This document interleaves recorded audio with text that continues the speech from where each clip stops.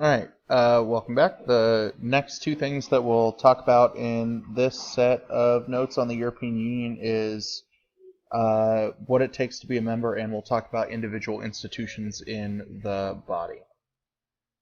So here's kind of the list of how members have joined or how it's expanded over time, back from the European Commission or Community all the way up to now. It's all about ongoing expansion, and on the next slides we'll talk about who's under consideration for membership and what it takes to become one. But we're currently at 28 member nations, with the UK looking at potentially being on the outs based on what the action of Parliament is. The original 6 members in 1957 were France, Germany, Italy, Belgium, the Netherlands, and Luxembourg. And then kind of over time that expanded to Denmark, Great Britain, and Ireland. And then every couple of years you'll see a handful of new nations pop up for a few different reasons that we'll talk about kind of at the tail end when we talk about why people join. In terms of people who are looking at becoming a member or who have applied for membership, you currently have Macedonia, Turkey, Montenegro, Serbia, and Albania. Iceland had applied for membership in 2009, but in 2015 they dropped their bid to join the European Union primarily due to Euroscepticism. And that was done by promises made by their government that people campaigned on kind of withdrawing the application to join the European Union. Of that list of countries, the one that has been kind of talked about or criticized the most is Turkey. That Turkey's kind of been strung along and blocked for a handful of reasons. The first is that they have low GDP and kind of an overall tumultuous economic situation, and they don't want to take on new members that have struggling economies because of kind of the feeling that EU nations might have to bail each other out. We've seen this in the news of people dealing with Spain's economic crisis, with Greece's economic crisis, and a little bit with Ireland, and they don't want to take on someone else that they might have to kind of bail out or kind of drag down the economic growth of the entire body.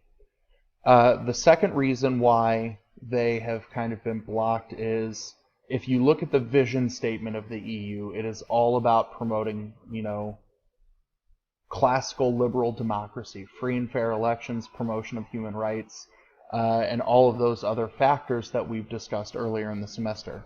And Turkey has a long history of authoritarian governments, of questionable elections, of suppression of human rights. And when we talk about one of the requirements in a second, which is kind of full-blown accession to European norms and laws, they don't think that Turkey will do or has done enough to kind of come in line with these practices. The geographic location of it being mostly in Asia has been another deterrent as well, and you've seen some people make the argument about kind of their high Muslim population that tend to have strong theocratic parties have been something else that has detracted some individuals from kind of embracing their bid for membership. But I think the strongest two arguments against Turkey's bid to join the EU are a crazy weak economy and just not kind of meeting the mission of being a traditional liberal democracy. To become a member, there are kind of three criteria. These 3 conditions are referred to as the Copenhagen criteria, and anybody who meets these 3 in Europe can apply. The first is a stable and functioning democratic regime. The second is a market-oriented economy. Sometimes they will say it needs to be a full-blown free market economy, but you can point to a couple of the member nations that utilize mixed or command economic structures. So as long as it's market-oriented, that it's subject to some government oversight, but it's not, a full-blown command or corporatist system, then they can apply. And then the third is a willingness to accept all EU laws and regulations. And this has kind of evolved into accepting the euro in terms of either allowing it to be a usable currency or forfeiting, your nation's sovereign right to have their own controlled currency. Once someone applies to join the EU, they submit their bid to the European Council, and they ask for an assessment of their ability to kind of meet these three criteria. If the council that approves membership believes that the country meets these three criteria, then they will create a negotiating mandate of things that a country might have to do. Countries that have a bid that is partially accepted can look for some opt-out or impose some conditions of their own, and it sets up the framework for negotiations that change on a case-by-case basis.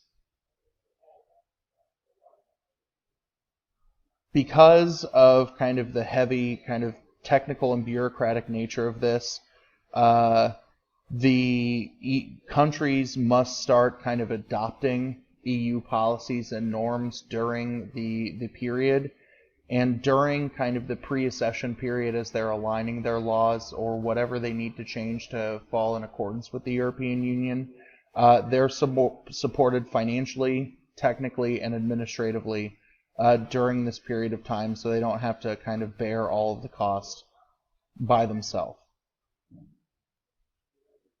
Once somebody kind of accedes and becomes a full-fledged member of the European Union, they then get to participate in the 5 different institutions that are all part of the EU.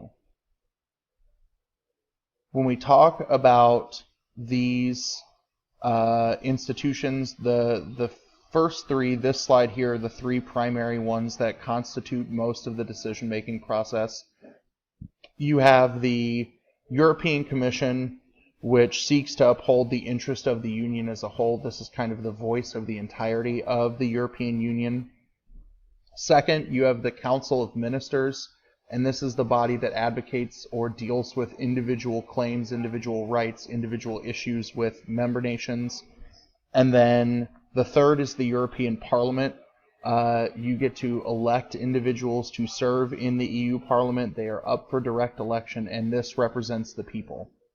So these 3 tiers kind of deal with the different types of individuals or concerns that the union has to deal with, right? Number 1, the Commission deals with the body as a whole.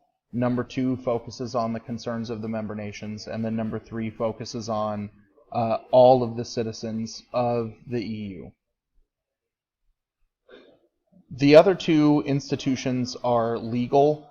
You have the European Court of Justice that upholds the rule of European law.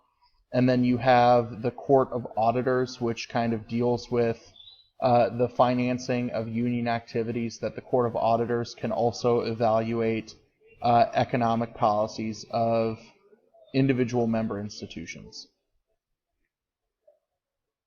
If you look at this chart, this kind of shows the decision tree of who gets to appoint individuals to what body, how bodies kind of interrelate to each other, do checks and balances and things like that exist. And if you've got questions about this chart, we can kind of talk about it better in depth during class than me kind of, pointing at this and drawing all over the diagram, looking like, John Madden trying to diagram a football play.